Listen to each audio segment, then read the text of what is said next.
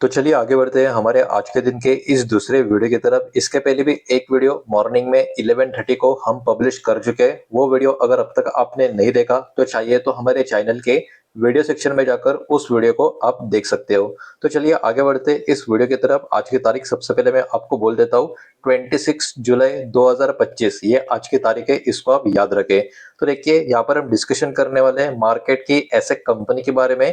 तो आपको एक गवर्नमेंट कंपनी देखने को तो मिलेगी, लेकिन इस कंपनी का जो काम है, इस कंपनी का जो बिजनेस है और जो फ्यूचर पोटेंशियल जो ग्रोथ का है, आप मान के चलिए ये वाला स्टॉक का लॉन्ग टर्म ग्रोथ स्टोरी काफी प्रॉमिसिंग आपको देखने को मिलेगा। और ये वाला स्टॉक अभी इतना चर्चा में आपको एक बहुत ही बड़ी खबर की वजह से देखने को मिलेगा, बिकॉज इस गवर्नमेंट कंपनी को जो पिछले एक महीने से अच्छी ठीक ठाक गिरावट में, बहुत बड़ी गिरावट नहीं लेकिन एक छोटी सी गिरावट में जो चल रहा है, उस कंपनी को अभी एक बहुत ही बड़ा कॉन्ट्रैक्ट यहाँ पर मिला हुआ है। तो आप खुद सोच सकते हो, जो स्टॉक पिछले एक महीने से गिरता हुआ जा रहा है, एक गिरावट इस स्टॉक में होना शुरू हो चुकी है, उसको एक अचानक से बड़ा कॉन्ट्रैक्ट मिलना, मतलब कहीं ना कहीं एक महीने की या 1.5 महीने की जो छोटी सी गिरावट है, उस गिरावट को रोककर फिर से यूटर्न मार के एक बड़ा मोमेंटम ट्रिगर कर सकता है। और इसी पर्टिकुलर न्यूज के वजह से मंडे को जब मार्केट खुलेगा, कहीं ना कहीं स्टॉक में एक बड़ा मजबूत अपर सेट का मोमेंटम आने का पूरा पूरा चांस बना हुआ है।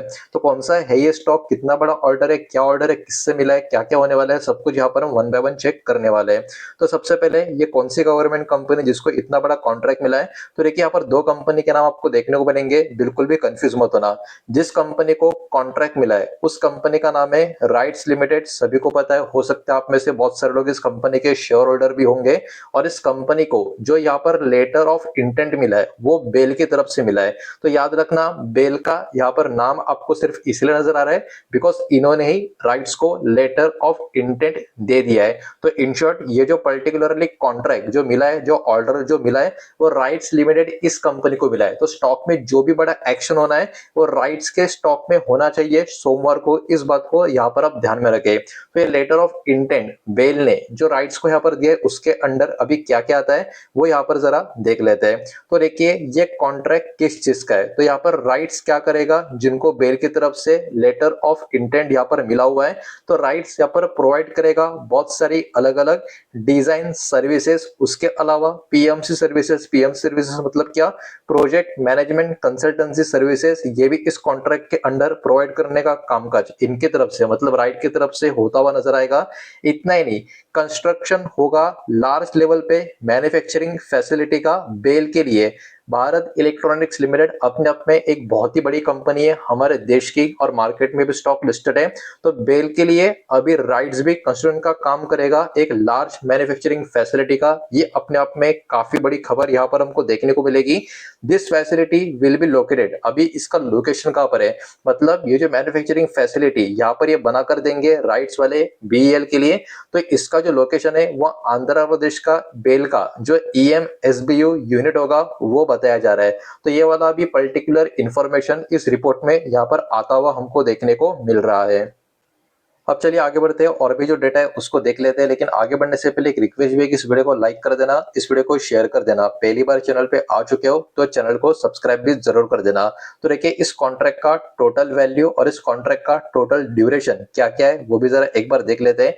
तो टोटल वैल्यू इस कॉन्ट्रैक्ट का एक्सक्लूडिंग जीएसटी और जो पीएमसी फीस होती है उसको अगर हम एक्सक्लूड करें, मतलब वो ऐड ना करें, तो वो लगभग कॉन्ट्रैक्ट निकल कर आ रहा है 177.225 करोड़ के आसपास का। मतलब आप मान के चलिए लगभग 178 करोड़ के आसपास का ये वाला कॉन्ट्रैक्ट यहाँ पर हमको देखने को मिल रहा है, जो अपने आप में काफी बड़ा कॉन्ट्रैक्ट है बेल की तरफ से राइट्स के लिए, जो बहुत ही बड़ी बात है। अब ये कॉन्ट्रैक्ट कितना बड़ा है ये बात तो समझ में आ गई। अब ये जो एग्रीमेंट इन दोनों के बीच में हुआ है ये कितना बड़ा है, तो आप देख सकते हो जो भी ये कामकाज है कंप्लीट करके देना है 24 मंथ्स में। 24 मंथ मतलब एकदम सिंपल सी बात है, 2 साल के करीब का दोस्तों ये कॉन्ट्रैक्ट आपको देखने को मिलेगा। और ये डेट ऑफ एग्रीमेंट से शुरू हो जाएगा। तो कहीं ना कहीं लगभग 2 साल का ये पर्टिकुलर कॉन्ट्रैक्ट यहाँ पर देखने को मिल रहा है, जो medium to long term type का कैटेगरी में डेफिनेटली इसको हम काउंट कर सकते हैं। It is a domestic contract awarded by the BEL, एक और गवर्नमेंट कंपनी। बेल भी ऑब्वियस सी बात है, एक पीएसयू आपको देखने को मिलेगी, गवर्नमेंट कंपनी आपको देखने को मिलेगी, और इन्हीं की तरफ से राइट्स को ये कॉन्ट्रैक्ट मिलता हुआ हमको यहाँ पर देखने को मिल रहा है। तो मेन जो पर्टिकुलरली चीज था, जो कॉन्ट्रैक्ट मिला है वो सारी चीजें यहाँ पर कंप्लीट हो चुकी है। अभी और भी कुछ डेटा है वो भी यहाँ पर हम चेक करेंगे। तो जिनको वीडियो स्किप करके जाना था, ऑर्डर का ही सब कुछ देखना था, वो लोग चाहे तो भी जा सकते हैं।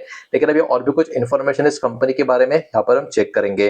तो इस स्टॉक का मोमेंटम की बात करें, राइट्स इस कंपनी का जो शेयर है इसकी बात करें, तो फ्राइडे के दिन स्टॉक में लगभग 3% के करीब की गिरावट थी, 265 के आसपास की क्लोजिंग थी। और इसका जो परफॉर्मेंस है पिछले कुछ समय में कैसा रहा है वो भी एक बार देख लेते हैं। पिछले 5 दिन में शेयर लगभग 3 से लेके 4% की गिरावट में, पिछले एक महीने में 5% की गिरावट में। तो एक महीने में बहुत डेंजरस गिरावट नहीं है, लेकिन तेजी भी नहीं है। स्टॉक में एक्चुअली सेलिंग धीरे धीरे देखने को मिल रही है, लेकिन इस कॉन्ट्रैक्ट की वजह से हो सकता है एक महीने का और पिछले 5 दिन का मोमेंटम खत्म होकर एक बड़ी तेजी की तरफ स्टॉक फिर से मूव हो जाए। उसके अलावा पिछले 6 महीने की बात करें, 4% की तेजी हमको देखने को मिलेगी। पिछले एक साल की बात करें तो 21% का फॉल अभी भी नजर आएगा।